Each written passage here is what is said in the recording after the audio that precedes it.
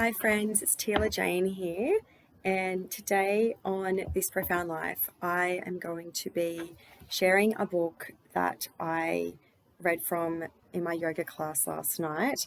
It's called Dwellings and it's by the Native American poet and novelist Linda Hogan. I came across this book by chance. There's a new bookshop that's opened in my local area, and it's called Hames Bookshop, and it's run by a man who's in like a fourth or fifth generational family of book owners, and also books that are rare, and a lot of the books are secondhand.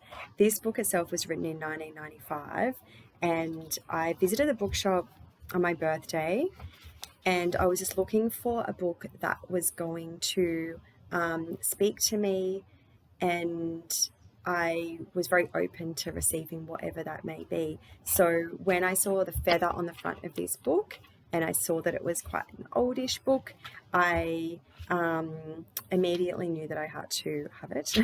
And then I actually opened to the front page, to the opening page, and the book is written, it says, "For my grandmothers and for grandmother, the golden eagle." So I was I was just drawn in immediately. And as some of you know, I lost both of my grandmothers late last year within the space of 7 weeks, and it was a very, very challenging time for me, especially with my maternal grandmother, who I was very, very close with. So I felt like my nan was calling out to me to read this book. So in my yoga classes, I quite often will share ancient yoga philosophy, and I'll read from that at the end of our class in our like a tea circle and meditation and philosophy circle. But last night I really felt drawn to read from my new book, Dwellings, and the chapter is called The Feathers. And I just wanted to read the last page of this chapter because and I used to do this all the time, actually. I used to do readings of books, so like I'm just bringing it back, but this book is quite profound, and so I would really love to include it today. So this is the end of the Feathers chapter. "There is a still place, a gap between worlds, spoken by the tribal knowings of thousands of years. In it are silent flyings that stand aside from human struggles and the designs of our own making.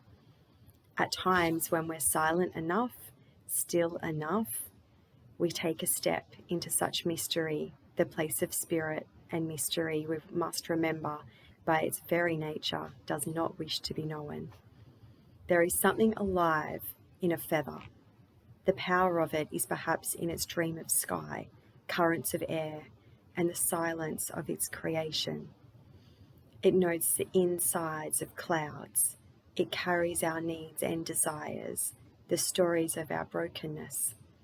It rises and falls down elemental space, one part of the elaborate world of life where fish swim against gravity, where eels turn silver as the moon to breed.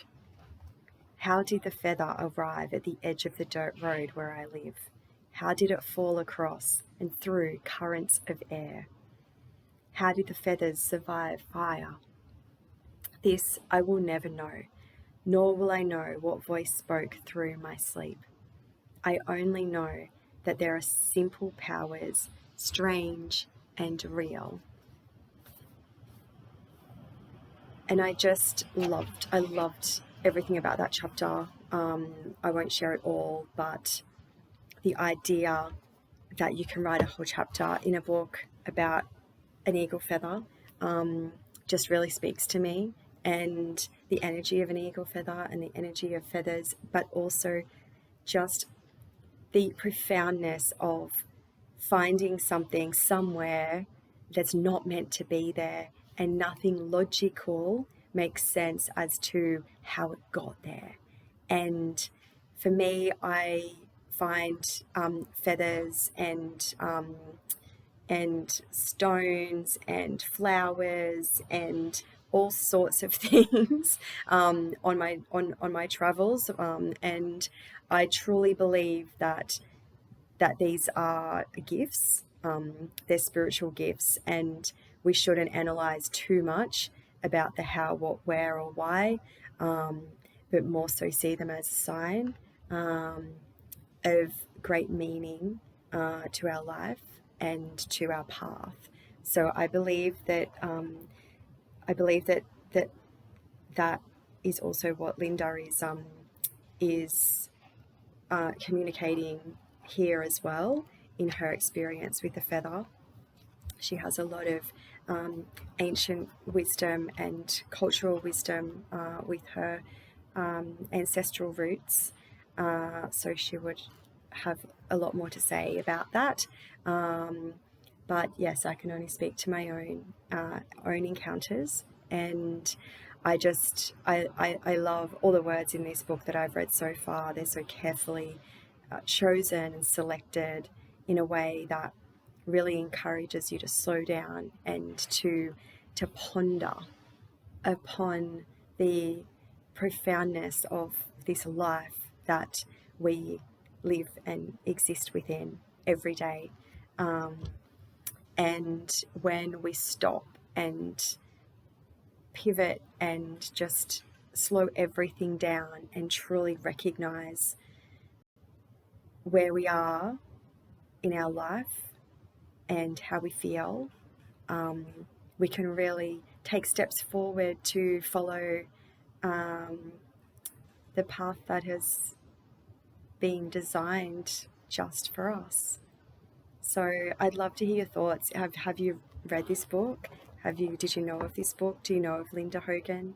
Reach out, because I love the way that this book came into my life, and I know that my yoga students last night really loved that chapter as well. So that's it for today. Just a short reading and sharing, and thank you for being here. If you're new here and you liked this video, then please like and subscribe to my channel, and join me as I continue to share and discover the profound nature of experiences that that come into my path and the paths of those who I meet. And also, if you have your own profound story to share with me, please do so. Till the next time, lots of love.